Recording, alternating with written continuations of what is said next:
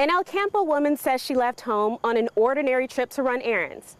Later, she noticed she was being followed. The local police chief says that what happened next was like something out of a reality show.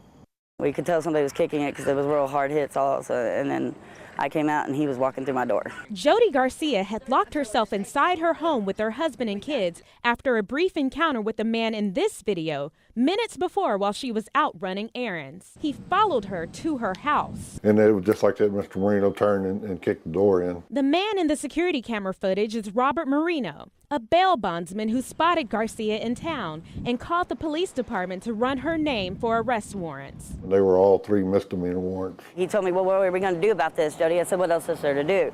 I'm getting arrested and I need to go change. Back at the Garcia's house, a dispatched officer and Mr. Marino can be viewed knocking on the door repeatedly. I did hear, the door noise. The bail bondsman kicks the door in and the officer follows him inside to make the arrest. And he was walking in my living room, and then the cop was behind him. I told him to get the hell out of my house. That's when I came out and she was already being arrested. After viewing the security footage, the El Campo police chief says he immediately ordered an investigation. It looked bad.